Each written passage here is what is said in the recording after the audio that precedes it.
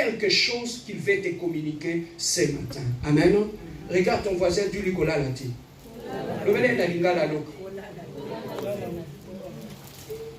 En français maintenant, dis-lui en français. Alors, Dieu nous a amenés en ce lieu, c'est parce que Dieu veut nous parler. Dieu veut nous instruire. Dieu veut nous communiquer une pensée de Dieu. Bien-aimés dans le Seigneur, je crois que cette histoire d'Ésaü et Jacob, c'est une histoire que tu as eu le temps de l'écouter plusieurs fois. Mais aujourd'hui, Dieu a voulu nous parler de la même histoire, mais d'une différente façon. Bien-aimés, lorsque Abraham, avec sa femme Sarah, avait eu un fils du nom d'Isaac, le fils qu'ils avaient eu, lorsqu'il avait grandi, il était allé se marier à une femme du nom de Rebecca. Et avec Rebecca, lorsqu'ils se sont mariés, durant presque une grande partie de leur vie, ils sont restés stériles, sans enfants. Ils ont cherché par tous les moyens à avoir un enfant. La Bible nous dit, Isaac implora Dieu. Et curieusement, après avoir imploré Dieu, Dieu a eu miséricorde de ces couples. Dieu leur avait donné des enfants. Curieusement, un jour, la femme se réveille, elle se retrouve enceinte. Et lorsqu'elle se retrouve enceinte, il y a quelque chose de bizarre qui commence à se passer dans son ventre. Il dit, ça c'est une drôle de grossesse. Dans cette grossesse-là, même la nuit ou les jours, quand cette femme dormait, il y avait une sorte d'agitation dans son ventre. Même la nuit, tout le temps, il y avait toujours des agitations. Ça cognait de gauche, ça cognait de droite. Elle a commencé à se poser des questions. Mais comment nous avions prié Dieu pour avoir un enfant? Mais là, dans mon ventre, ce qui se passe, c'est comme si ce n'est pas ce que nous avons demandé Dieu. Dans mon ventre, ça ne cesse de s'agiter. Et comme dans ces temps-là, lorsque le peuple ne comprenait pas quelque chose, ils allaient consulter Dieu. Comme cet enfant, avant de les concevoir, nous avions demandé à Dieu de nous donner un enfant. Mais lorsque je trouve que les choses ne sont plus correctes, nous allons revenir auprès de Dieu. Je vais rapidement ouvrir une parenthèse pour nous dire, Yaya, dans la vie, lorsque les choses ne marchent pas, rentre d'abord auprès de Dieu. Va consulter Dieu. C'est lui qui a une bonne réponse ou une bonne explication par rapport à ce qui se passe dans ta vie. Et c'est comme ça aussi que Isaac et Rebecca sont allés consulter Dieu. Mais comment ils consultaient Dieu? Ils sont allés rencontrer un prophète. Ils ont expliqué leur prophète que nous avons eu à prier et nous avions demandé à Dieu de nous donner un enfant. Mais là, depuis que ma femme est tombée enceinte, il y a une agitation au sein de son ventre. Voilà pourquoi nous sommes venus, prophètes, demander à Dieu qu'il puisse nous dire ce qui se passe dans le ventre de ma femme. Parce que nous ne comprenons plus, nous ne dormons plus. Et là, le prophète, après avoir consulté Dieu, il a dit, il a regardé l'homme et la femme. Il leur avait dit, je viens de parler avec Dieu. Voilà ce que Dieu m'a instruit par rapport à ce qui se passe dans le ventre de ta femme. Certes, vous ne comprenez pas ce qui se passe dans son ventre. Mais Dieu a une explication par rapport à ce qui se passe dans le ventre de cette femme. Les agitations que tu vois là, dans le ventre de ta femme, il y a deux semences qui sont en train de se battre. Dans le ventre de ta femme, il y a deux nations qui sont en train de se battre. Il y a deux peuples qui sont dans le ventre de ta femme, qui sont en train de se battre. C'est que les deux personnes qui sont dans le ventre de ta femme ne portent pas la même sémence. Voilà pourquoi les deux sémences sont en train de se battre dans le ventre de ta femme. Ils sont rentrés calmement chez eux à la maison. Et il est arrivé que la femme avait accouché. Mais curieusement, écoutez la suite. Lorsque la femme est allée accoucher, le premier bébé est sorti. Pendant qu'on était en train de recevoir le premier bébé, curieusement, le deuxième bébé qui était dans le ventre de la femme avait tenu les talons de son frère. Ce sont des signes qui sont bizarres. J'étais enceinte, ça s'agitait, on ne comprenait pas. On nous a parlé qu'il y a 2 nations dans le ventre de sa mère. C'est compliqué, hein? Tu ne comprends pas un jour où on te dit qu'il y a 2 nations qui sont dans ton ventre. Il y a 2 peuples qui sont dans ton ventre. Ça vient d'où? C'est pourquoi tu ne comprends pas. Tu as des points d'interrogation dans ta tête. Mais là, dans ton ventre, ça continue à se cogner et à s'agiter. Jusqu'à ce que Dieu a dit, il y a 2 peuples qui sont là. Il y aura un grand frère, il y aura un petit frère. Mais Dieu leur avait dit, le petit frère va dominer sur le grand frère. Donc Dieu leur avait déjà révélé la source ou la cause de ce qui s'est passé dans le ventre de cette femme. Et curieusement, lorsque la femme est allée accoucher, au lieu d'accoucher normalement, comme tout le monde, curieusement, il y a des signes qui se passent. Voilà pourquoi je dis toujours, ne jamais négliger tout ce qui se passe comme signe lors de la naissance d'un enfant. Il y a toujours un message de Dieu lorsque les enfants naissent. Ce qui se passe dans la vie de tes enfants aujourd'hui, tu peux les comprendre par rapport aux signes. Depuis la conception de cet enfant jusqu'à sa naissance, chaque enfant vient avec un message. Chaque enfant vient avec des signes. Ce que tu vois dans ta vie aujourd'hui, dans la vie de ton enfant, si tu avais un sens de discernement, tu allais comprendre beaucoup de choses depuis la conception et la naissance de cet enfant.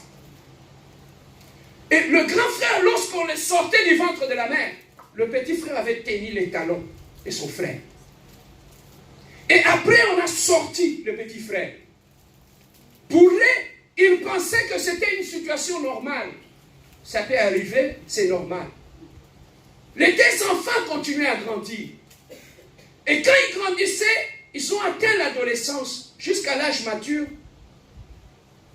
Ils ont donné le nom au premier. Celui qui était né le premier, il s'appelait Ésaü, celui le grand frère. Celui qui venait après, on l'avait appelé Jacob. Celui qui est venu après. Et la Bible nous dit, pendant que le grand frère grandissait, il a développé des habiletés et il était devenu un chasseur. Est-ce que tu peux dire un chasseur? Un chasseur. Il était devenu un chasseur. Donc lui, toute sa vie, c'était d'aller chasser. Pour manger, il devait chasser. Or, un chasseur, il devait tuer pour manger. Il devait semer la mort pour manger. Donc, dans la vie de cet enfant qui était né, il est né avec l'âme d'un chasseur, d'un guerrier. Lui, sa vie, il n'était pas un cultivateur, il était un chasseur. La même matin, au bien, vous comprenez ma vie. Il était un chasseur. Il sortait, allait à la brousse pour aller chasser. Mais nous savons très bien, lorsque vous prenez un forêt, dans la forêt, lorsque, bien aimé, il y a de brebis, ou il y a de becs dans la forêt, lorsque vous prenez quelqu'un de la race d'Ésaü, vous le mettez dans cette brousse, vous le laissez du temps. Comme c'est un chasseur, son instinct c'est de tuer. Il va exterminer tous les animaux. C'est une race de chasseurs. Ésaü ne levait pas. Il n'y avait pas de coq de poule où il y avait de l'élevage. Non. Lui, dans sa vie, c'était de tuer pour se nourrir. Donc, la mentalité qui était dans Ésaü, c'était que pour qu'il aille tuer, il devait avoir faim. Donc, lorsqu'il avait faim, il sortait pour aller tuer. Donc, il agissait par rapport aux besoins qui se manifestaient à l'intérieur de lui. Il n'était pas un cultivateur, il n'était pas un éleveur, mais c'était un chasseur.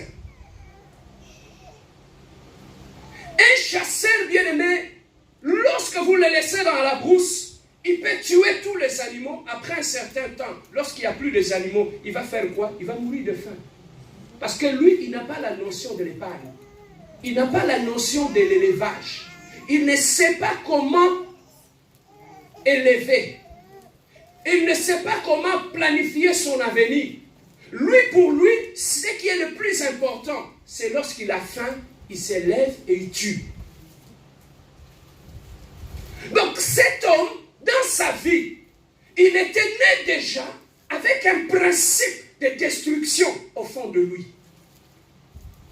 Il est né avec la mentalité d'une personne qui n'investit jamais, qui n'élève jamais, qui tue. Et il le tue par rapport à quoi? Par rapport à ce qu'il ressent au fond de lui.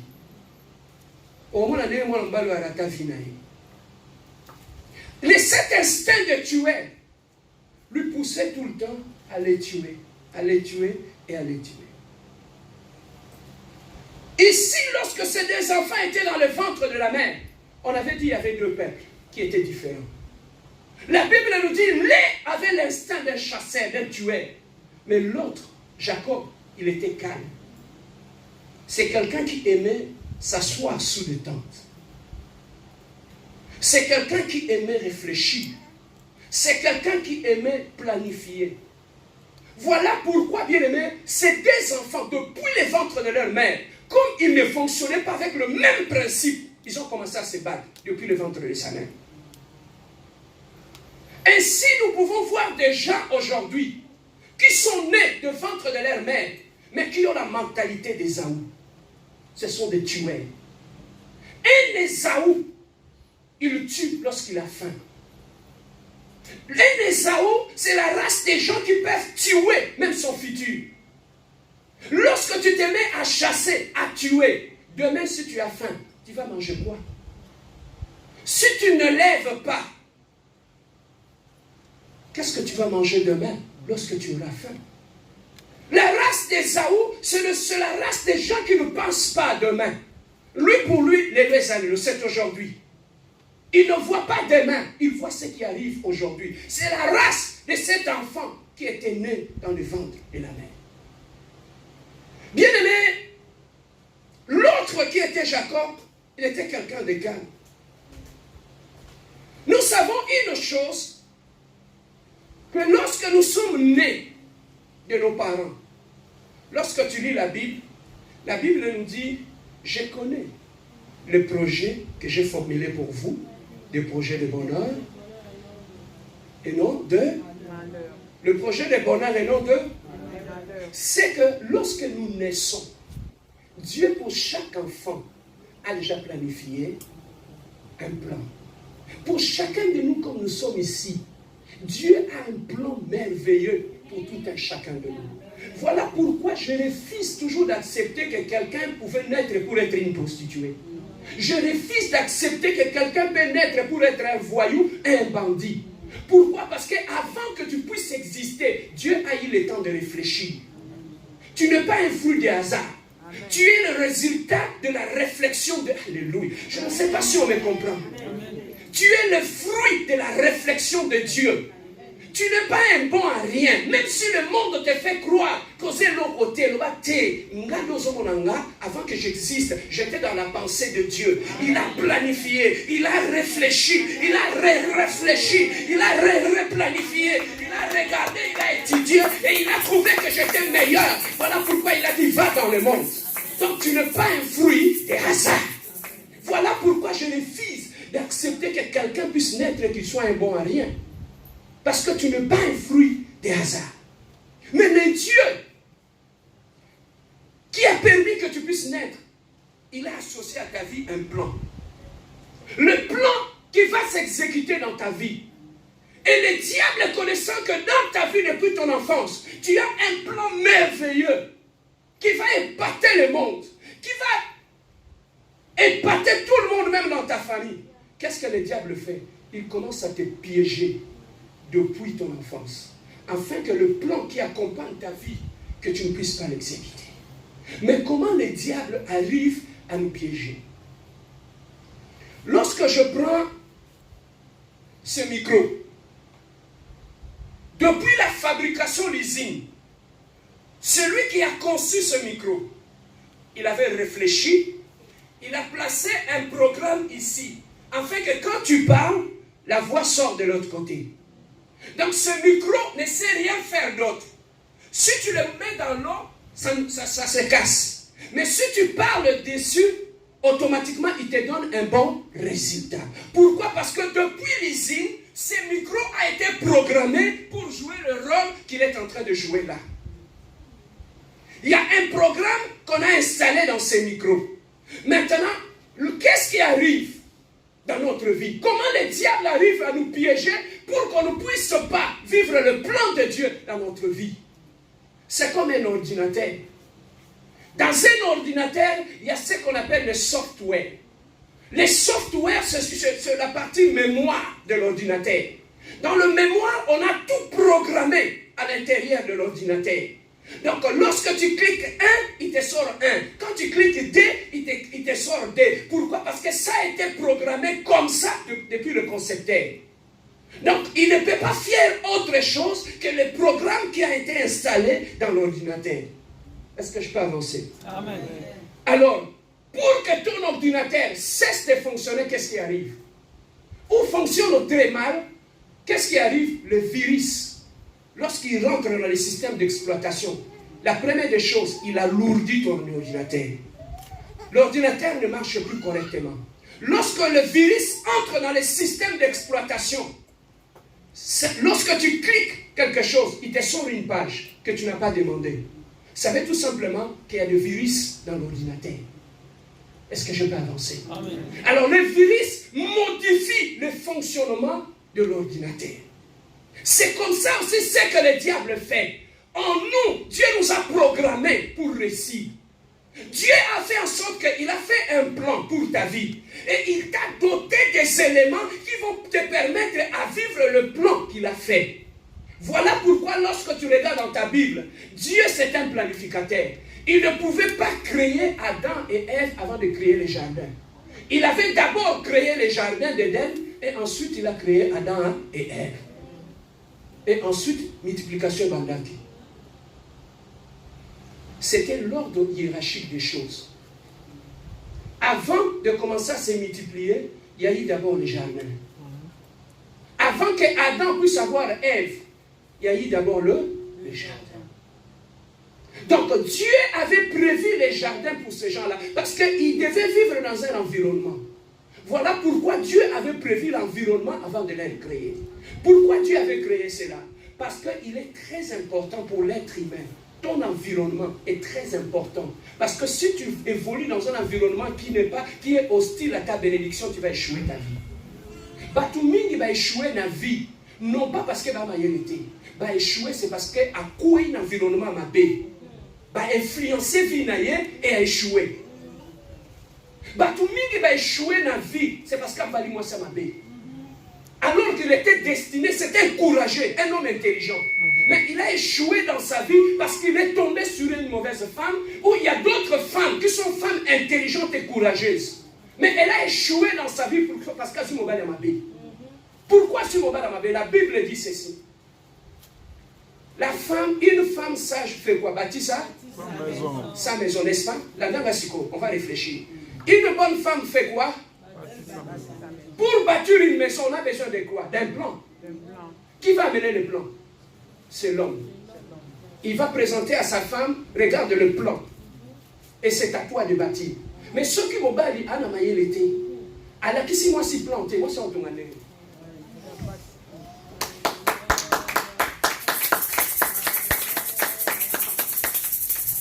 Jeune homme, avant que tu te maries, fais d'abord un plan, le plan de ta vie.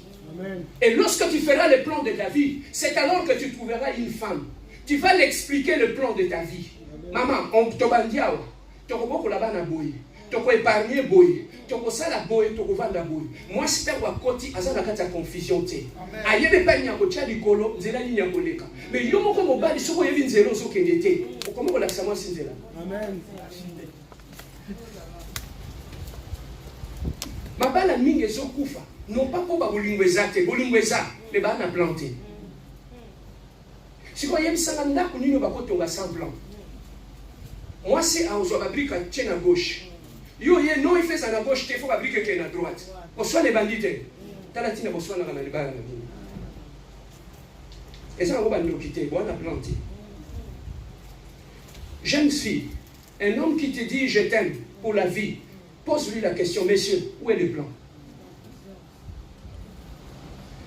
Une femme sage ne peut bâtir une maison que là où un homme sage et prudent a planifié quelque chose. Est-ce que je peux avancer? Alors, il y a un plan. Voilà pourquoi, bien aimé dans le Seigneur, Dieu, lorsqu'il nous crée, il nous prédestine pour réussir. Voilà pourquoi tout ce que tu vois dans la Bible qu'on a écrit comme le fruit de l'esprit. Le fruit de l'esprit, c'est le programme ou le software que Dieu a installé en toi pour que ça puisse te permettre de bien réfléchir, bien parler, bien marcher, bien juger et enfin que tu puisses réussir ta vie. Mais maintenant, lorsque nous existons, qu'est-ce que le diable fait? Il entre dans ta vie, il installe un virus. Le virus va t'empêcher de fonctionner de la façon que Dieu avait prévu que tu puisses fonctionner. Et le virus va t'amener à fonctionner d'une manière qui va combattre ta propre bénédiction. Diable a piégé, on va dire pour détruire la bénédiction. C'est ça la mentalité des hommes. Esaü, il savait que là où nous sommes, je pouvais élever des coqs, élever des poules, pour que demain, si j'ai faim, je peux aller prendre, tuer et manger. Mais Esaü n'avait pas cette mentalité-là de prévision. Esaü, c'était l'élo. Quand j'ai faim, je tue. Oh, et voyez, je ne sais pas. Voilà ce qui nous fait échouer dans la vie. Quand on a une mentalité d'Esaü. Et cette mentalité, nous allons voir où est-ce que ça nous conduit. Et un jour, la Bible nous dit, Esaü, il est allé à la chasse. Il a eu faim. Comme c'est quelqu'un qui n'épargnait pas, il est revenu à la maison. Il a vu son petit frère Jacob, qui était en train de préparer un plat. Il a senti l'odeur. Il est allé voir son petit frère. Il dit, petit frère, j'ai faim. Mais comme Esaü, c'est quelqu'un qui habitait sous les tentes. Quelqu'un qui aimait le calme. Quelqu'un qui aimait la réflexion. Jacob, il aimait la réflexion. Quand il a vu son frère venir lui demander à manger, il dit c'est l'occasion. N'oublie pas, depuis le ventre,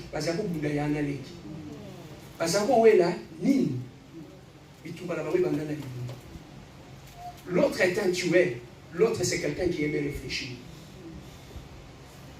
Et quand son frère voulait sortir du ventre à Kangaï Nalikolo, pour lui dire que ils ont grandi. Et quand son frère a eu faim, il est allé le voir. La Bible nous dit, Jacob a dit, papa, tu as faim, grand frère. Je vais te donner ma nourriture. Mais il faut que toi, tu puisses me donner quelque chose. Papa, Jacob a battu avant la ranière. Dans la vie, bateau va le mingi, va réfléchir à mingi. Bateau va toi kimia. Il prend le temps de réfléchir.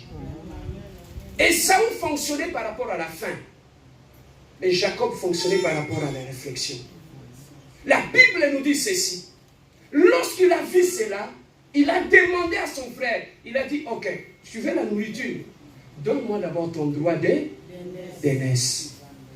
Donne-moi ton droit d'aînesse. Et l'autre, il dit, papa, il est en train de réfléchir, il attend le bon moment. Il a attendu le bon moment. Il a dit, le temps que j'avais commencé à chercher depuis le ventre de la maman, c'est ça.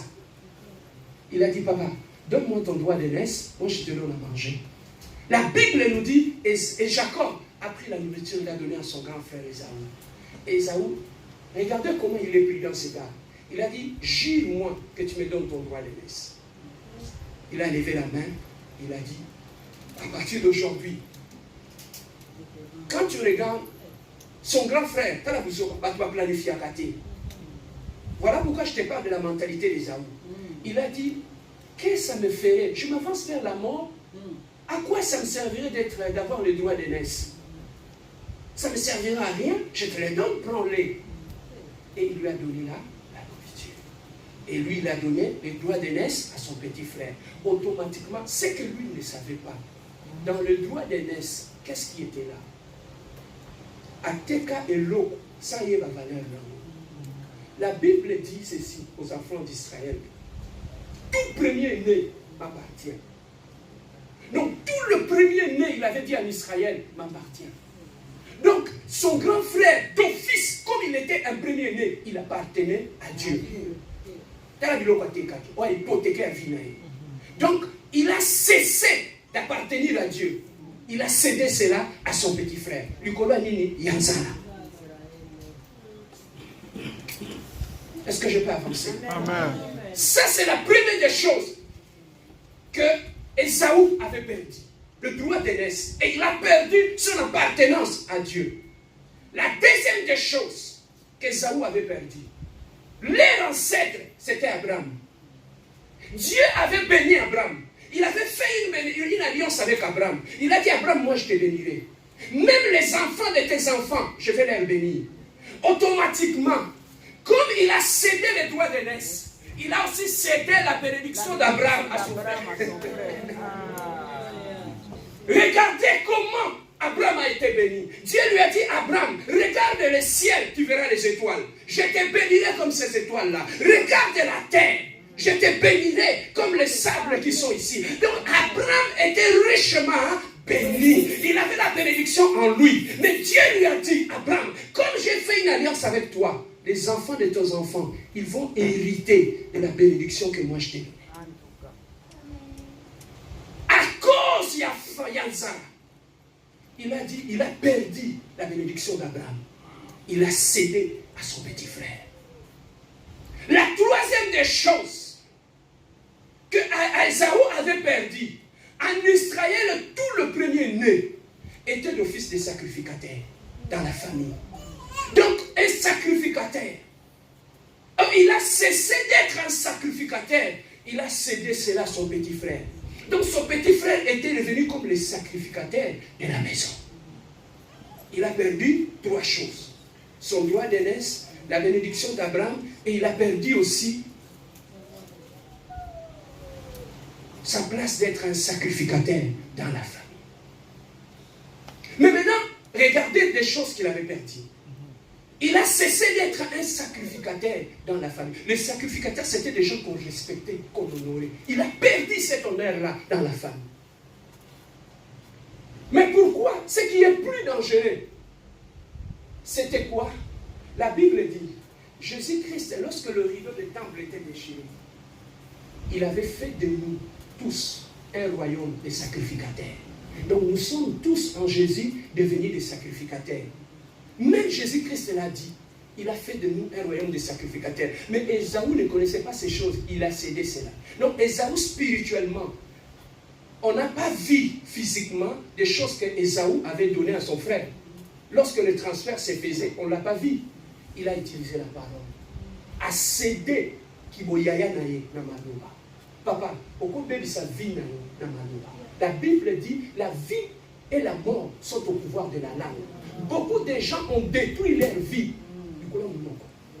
A cédé beaucoup l'autre, a signé un contrat, a signé un papier. Et tout ce qu'il a dit sur le plan spirituel, a eu transfert directement. Lui, il croyait qu'il blaguait, mais spirituellement, il y avait des choses qu'il transférait. Azul le quoi bon c'est ça compte à celle transfert le compte à l'équipe. Aux acquis millionnaires directement au commis zéro. Est-ce que je peux avancer? Alors, qu'est-ce qui a fait que ces garçons puissent perdre autant de bénédictions? C'est que dans la vie, il n'avait plus de bénédiction. Donc, partout où il pouvait aller, il n'avait plus de bénédiction. C'était son petit frère qui a eu les bénédictions. Mais qu'est-ce qui a fait que Ésaü puisse perdre sa bénédiction? C'était la mentalité qui était en lui. La mentalité qui était en lui, c'était quoi? Lorsqu'il reste à la maison, il a faim. Il prend son fusil de chasse, il s'en va dans la forêt chasser. S'il chasse, il tue. Il rentre dans la maison, il mange et puis c'est fini. Il ne pense plus à demain. Ça, c'est une mentalité d'Ésaü. Une mentalité d'Ésaü, c'est la mentalité des gens qui fonctionnent quand ils ont faim. Ils sont capables de tuer, aussi capables de tout. Il tuait quand il avait faim. Il a cédé les droits d'aînesse quand il a eu aussi faim. Il a cédé.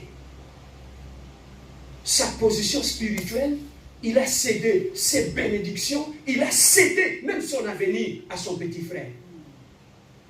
Voilà comment cet homme, qui sont nés de la même mère, du même père, et il a perdu la bénédiction du jour au lendemain par manque de l'intelligence. Et maintenant, qu'est-ce qui se passe par la suite? Lorsque, bien aimé, dans la famille, celui qui était le premier né, le jour que le père meurt, c'est lui qui va avoir l'héritage de papa. Il va remplacer directement papa, parce qu'il y a des mois dans les bossos. Il a perdu ça aussi. Et quand le père est devenu vieux, fatigué, il a dit, Ésaü, va me chercher à manger, prépare-moi la bonne sauce, amène-moi ça quand je vais manger. Je vais prononcer les paroles de bénédiction sur toi. Comme toi, tu es mon fils aîné, je sens que je commence à me fatiguer, je vais te bénir. Oh! Les papas ne savaient pas que les droits d'aînesse avaient déjà été cédés. Quand est arrivé Jacob, il avait la bénédiction de son père, Abraham. Mais quand il est arrivé, Isaac, il est arrivé au moment où il voulait bénir son enfant pour lui transmettre cet héritage, cette bénédiction sur le plan spirituel. Ésaü avait déjà perdu le droit d'aînesse. Il avait cessé d'être un grand frère. Physiquement, il était un yaya dans la famille. Bon, il y a Ésaü. Il y a Ésaü, il y a Ésaü, il y a Ésaü. Non, pas que. Il y a Ésaü, c'est pas ça qu'il y a Ésaü, il y a Ésaü. Mais sur le plan spirituel, il y a Ésaü avait cessé d'être le grand frère. Pourquoi? Parce qu'il avait perdu sa position spirituelle dans la famille. Et le papa, quand la maman était dans la cuisine, elle a entendu. Quand on était en train de dire à Ésaü, papa était en train de dire à Ésaü qu'il voulait le bénir. Maman est allée rapidement dire à Jacob, Jacob, je vais préparer la nourriture. Toi, tu vas mener ça chez ton père. Et il a pris la nourriture, il l'a amené chez papa. Il a pris la peau. Comme Ésaü, c'est quelqu'un qui avait beaucoup de poils sur lui. La maman était tellement intelligente. Il a pris la peau de la bête, il l'a mis sur Jacob. Il a dit, quand il va aller chez papa, quand il va te toucher pour te bénir, il va sentir le poil de la bête. Il va croire que c'est ton grand frère. Ça, c'est la maman qui le faisait. C'est la maman qui le faisait. Et lorsque la maman a dit cela, il a porté la peau de la bête. Il est allé chez le papa. Il a donné la nourriture. Papa a mangé. Quand il a touché, il a senti le poil. Papa a dit, Ésaü, quand je te touche, je sens la peau d'Ésaü. Mais quand tu parles, j'entends la voix de Jacob. Mais comme il avait déjà sorti dans sa parole qu'il va bénir son fils aîné avant sa mort, il a libéré les paroles des bénédictions sur Ésaü. Il a commencé à bénir Jacob. Il a commencé, toi Jacob, tu seras grand, tu vas aller de l'avant. Toutes les bénédictions que moi j'ai, je les dépose sur toi. Ésaü, Jacob a été béni. Pourquoi Jacob a été béni? C'est parce que Jacob était attaché à la maman. Jacob, si elle connaissait ce secret-là, parce que Jacob était d'abord attaché à sa mère. La Bible nous dit, Jacob, c'est quelqu'un qui aimait rester sous les tentes. C'est quelqu'un qui était calme, d'esprit et de l'âme. Et la maman venait tout le temps parler avec Jacob. La Bible nous dit, la mère aima Jacob. Mais maintenant, je me pose des questions. Tu as des enfants au beau tu m'as passé. Mais qu'est-ce qui fait qu'on lit mon bobo et nous? Hein? Et Dieu a aimé.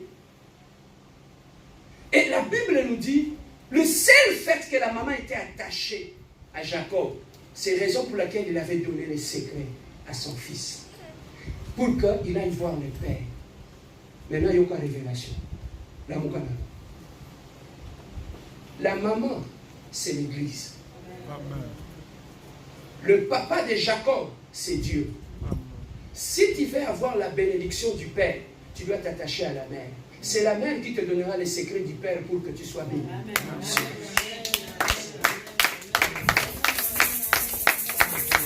Lorsque tu es attaché à l'église, tu écoutes la parole.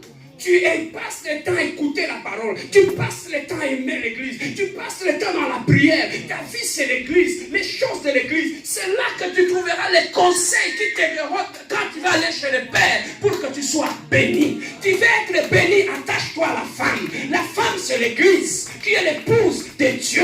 Si tu veux écouter les conseils de l'épouse, tu réussiras. Comme Jacob.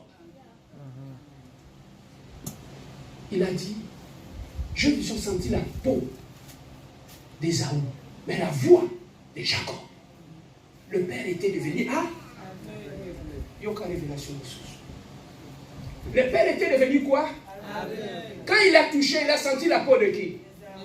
Mais la voix, c'était la voix de qui? De Jacob. Écoutez ceci. Lorsque Jésus-Christ est mort sur la croix, au travers de la mort de Jésus-Christ, ça a aveuglé Dieu. Nous étions dans le péché.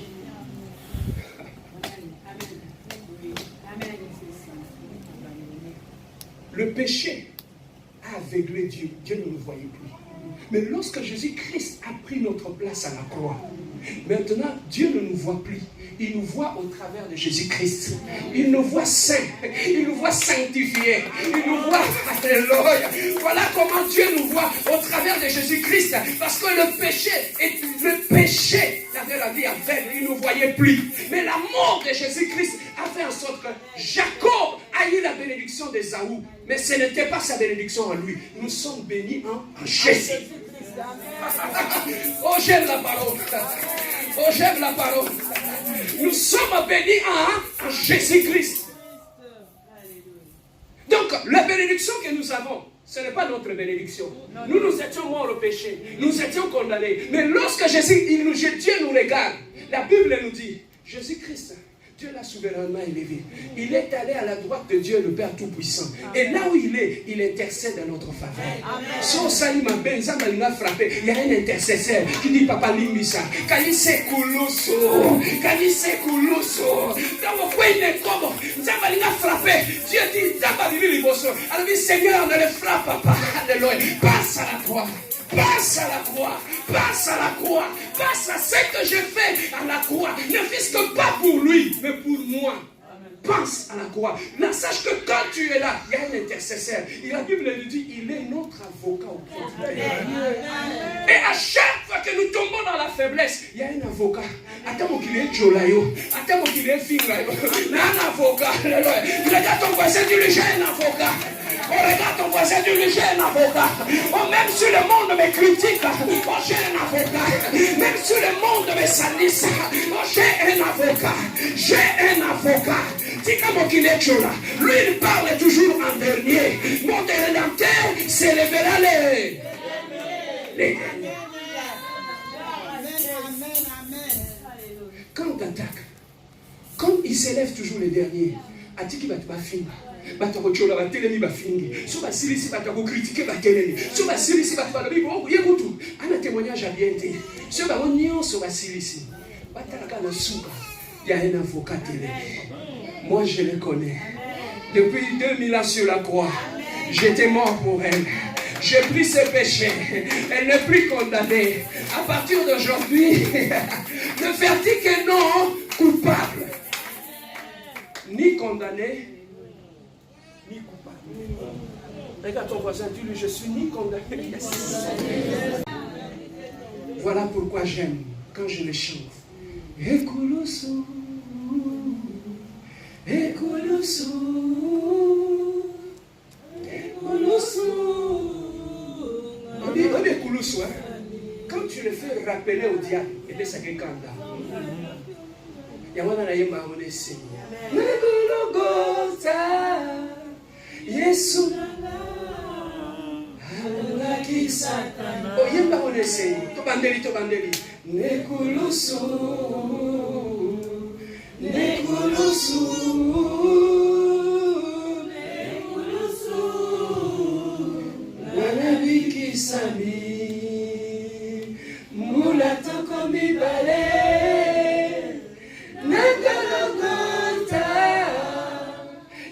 à la croix. Voilà pourquoi même si tu tombes, ne fuis pas l'église, ne fuis pas Jésus. Il y a quelqu'un qui a pris ta place à la croix. Il est toujours prêt à te pardonner. Il a dit que tes péchés soient rouges comme de la cramoisie. Je les rendrai blancs comme neige. Voilà pourquoi quand tu tombes, le diable, qu'est-ce qu'il fait? Il t'empêche d'aller à la croix. Il place la culpabilité dans ton cœur. Que toi, c'est fini. Il y a quelqu'un qui avait versé le sang, qui a payé le prix. Papa, je dis toujours aux gens, ma belle, mon côté n'a pas ça dans la vie.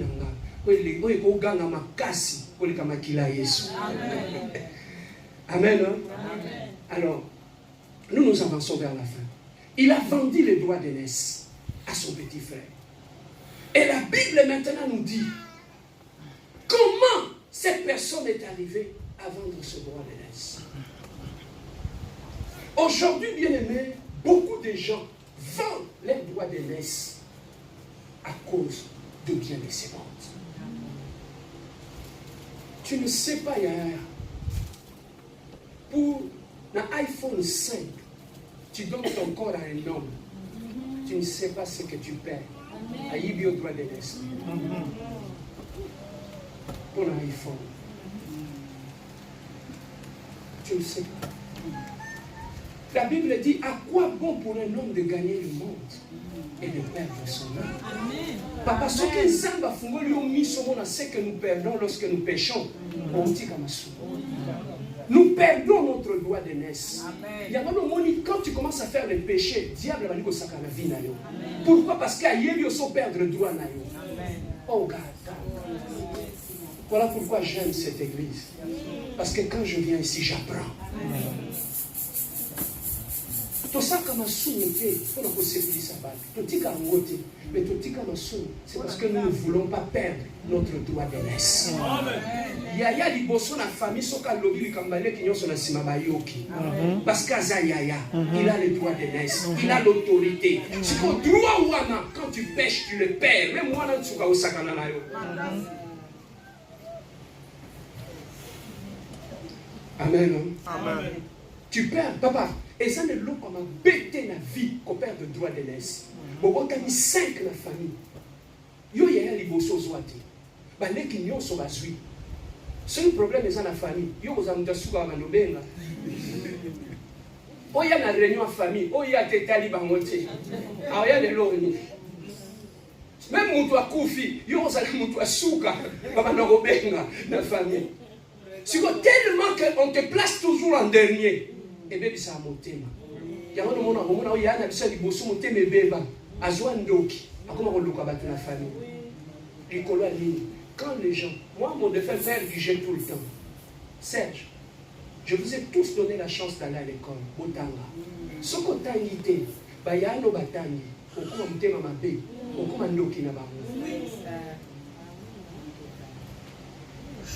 Est-ce que je peux avancer? Allez, qui? Donc, il est grâce.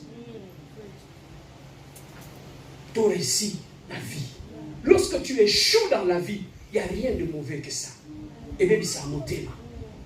Raison pour laquelle il est toujours prêt à tuer. Pourquoi? Parce qu'il a perdu son droit d'aînesse. Un Esaou, il tue. Parce que qu'est-ce que je vais faire avec mon droit d'aînesse? Non, qu'il n'a pas beaucoup. Mais il ne sait pas que son avenir dépend de ce droit d'aînesse. Esaou, c'est le reste des gens qui détruisent ce qui va faire leur futur. À cause de Yanzala. Dans la vie, papa, il y a deux choses. Retiens ceci, Yaya. Il y a ce qui est urgent et il y a ce qui est important. Il y a deux choses. Lorsque tu ne sais pas faire la différence dans la vie entre ce qui est urgent et ce qui est important, on t'a qu'à bénédiction le examen. Et Saoul, ce qu'il ressentait, c'était la famille. Il avait faim. C'était urgent. Il devait manger. Mais est-ce que ça valait la peine de vendre son droit d'aînesse qui était très important? Nous avons appelé sur la bénédiction. Il sait que ton avenir est meilleur. pour hypothéquer l'avenir. Pour un iPhone, va promettre iPhone 5, 6 pégobima, 7 pégobima, 11 pégobima. Combien de chrétiens aujourd'hui qui ont perdu leur bénédiction à cause de ce qu'ils croient être urgent? Papa, tout ça, il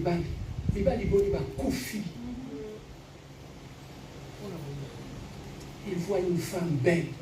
Elle est tellement belle. Ça brille dans son cœur. Mais tu es en joie. Ok, aux yeux de cité, aux yeux du roi. Combien de jeunes hommes qui sont morts à bas âge? Combien des Ésaü aujourd'hui? Parce que le désir, Yanzoto, est indié. Il a obéi à ses désirs. Et automatiquement, il a perdu son avenir. Papa, ça fait plus de 19 ans avec Sarabat ma délivrance. Je sais comment le diable détruit les vies des gens. Je sais comment le diable vole. Comment l'étoile y a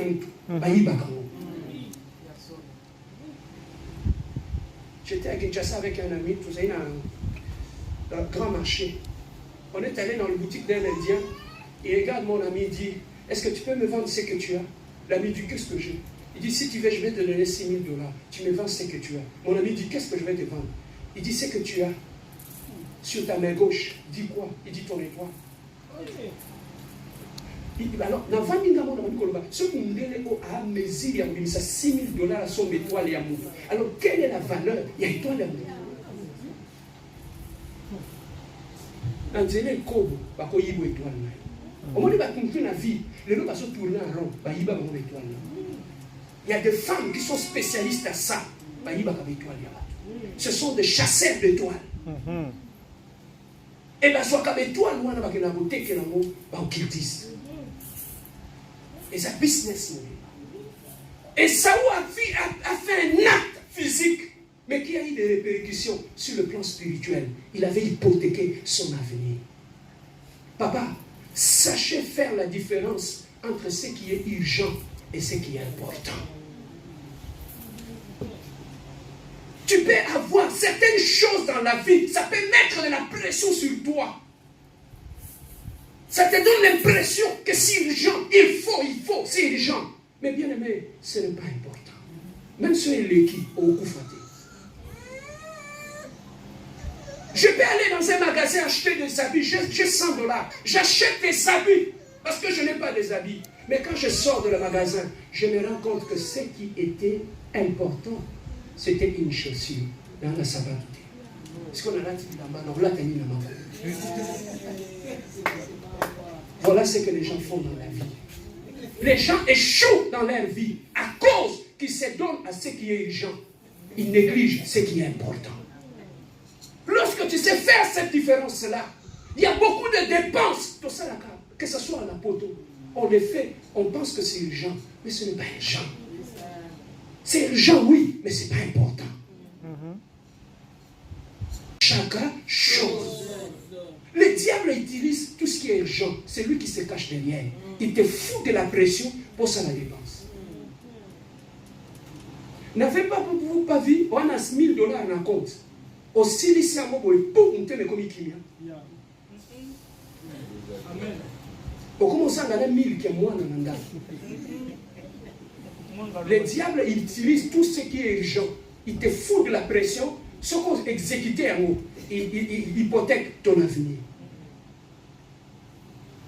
Combien de femmes aujourd'hui, à cause de tout ce qui est urgent? Non, quand je parle avec l'autre téléphone, il me dit de belles paroles, c'est un bel homme, il me dit je t'aime. Oh, l'autre Jacqueline.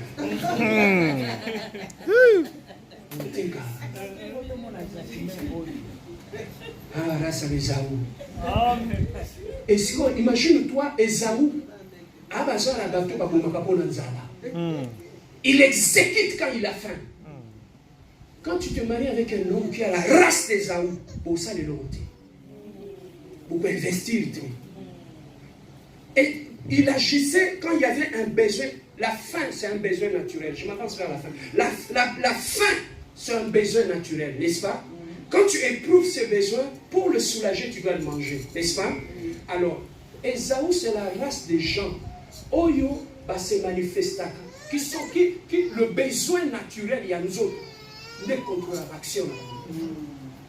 Esaü, c'est le genre de personnes qui continuent encore à agir sous la colère. Esaü a été kaki bokulu tu pona nzala. Yo kote ka bokulu tu pona kanda na yo. Pourquoi? Parce que Esaü, quand il avait faim, il ne réfléchissait plus. La jalousie. Et quoi que texte de bénédiction. Oui, mais il va fonctionner sur base de jalousie. Esther a soumis bilamba sika. Ah, ngabena beta kayu. Là le son bilamba ya sika. Ça c'est la race des Esaü qui sont motivés par des besoins. Mais Jacob, la Bible nous dit, c'était la race des gens qui habitaient sous les tentes. Quelqu'un qui aimait le calme. Quelqu'un qui était attaché à la maman, à la femme de son père. Quand tu es de nature de Jacob, tu seras de la race de Jean calme.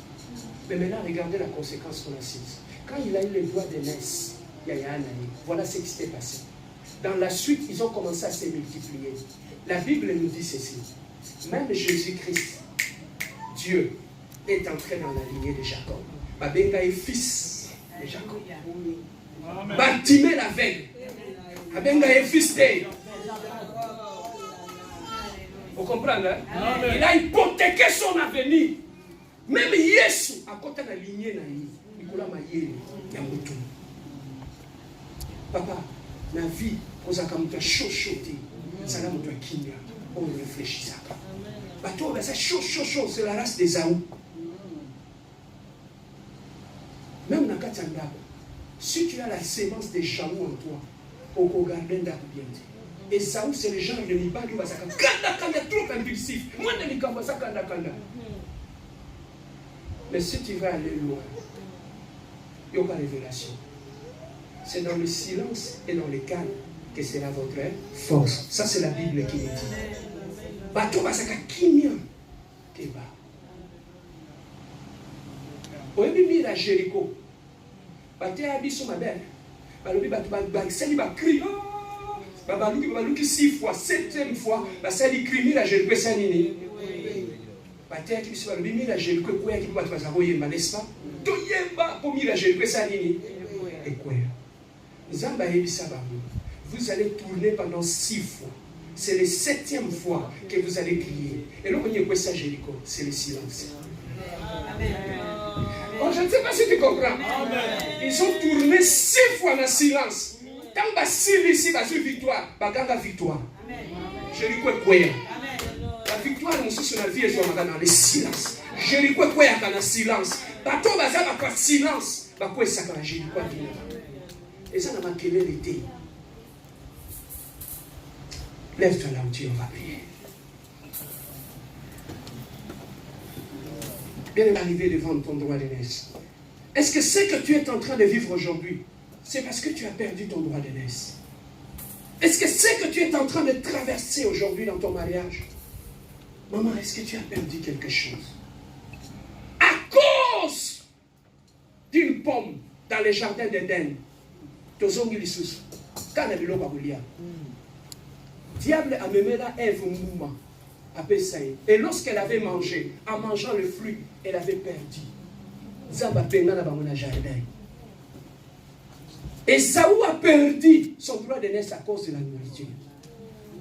Yaya, protège ton droit d'aînesse. Tu as un droit d'aînesse. Protège-le. La situation que tu traverses aujourd'hui ne te pousse pas à faire n'importe quoi, Yaya. Ce n'est pas parce que tu as un mari, tu n'as pas un mari, que tu dois accepter de vendre ton droit d'aînesse.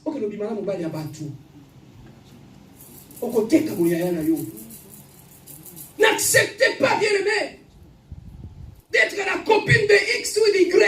Tu vas perdre ton droit d'aînesse. Il y a quelque chose que nous perdons dans notre vie. Bien-aimé, ferme les yeux là où tu es. Est-ce que tu ne fonctionnes pas comme les hommes?